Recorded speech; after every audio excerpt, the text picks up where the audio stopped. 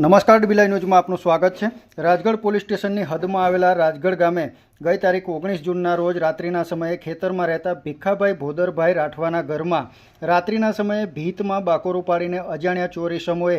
સોના ચાંદીના દાગીના તથા રોકડા રૂપિયા 35,000 સહિત કુલ રૂપિયા 1,84,000 રૂપિયાની ચોરી કરી ગયા હતા અંગેની ફરિયાદ તારીખ 21 જૂનના રોજ રાજગઢ પોલીસ સ્ટેશન ખાતે નોંધાવવા પામી હતી। જે ગુનાના કામે રાજગઢ પોલીસ સ્ટેશનના પીએસઆઈ આર એસ રાઠોડ નાઓએ પોતાના સર્વેલન્સ તેમજ ચુનંદા સ્ટાફ તથા હ્યુમન સોર્સિસનો અને બાતમીદારોનો ઉપયોગ કરી અને 2 દિવસના ટૂંકા ગાળામાં જ આ ચોરીના ગુનાને અંજામ આપનાર આરોપીઓ કે જેઓ પાલ્લા ગામના 4 ઇસમો જેમાં બાબુભાઈ રૈલાભાઈ નાયક, મહેશભાઈ મોહનભાઈ નાયક, રાજુભાઈ મોહનભાઈ નાયક તથા વિનોદભાઈ દોલતભાઈ રાઠવા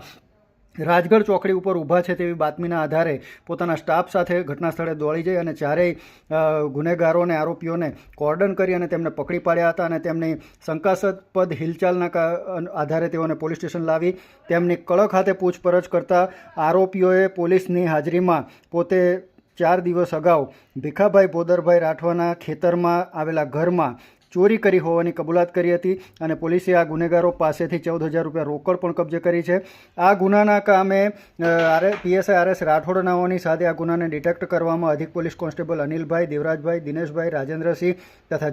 જસપાલસિંહ નાઓએ ટીમવર્કથી પ્રશંસનીય કામગીરી કરેલ છે। રાજગઢ પોલીસ સ્ટેશનમાં પીએસઆઈ આર એસ રાઠોડનાઓની નિમણૂક થયા બાદ એક પછી એક ગુનાઓને ડિટેક્ટ કરવાની અંદર સુંદર કામગીરી કરી અને રાજગઢ પોલીસ સ્ટેશનની યશ કલગીની અંદર દિવસે દિવસે વધારો કરવામાં આવી રહ્યો છે। ત્યારે રાજગઢ પોલીસની કામગીરી ઉપર લોકોમાં પણ પ્રશંસા વધી રહી છે। લક્ષ્મણ રાઠવા સાથે ડીબી લાઈવ ન્યૂઝ, ઘોગંબા।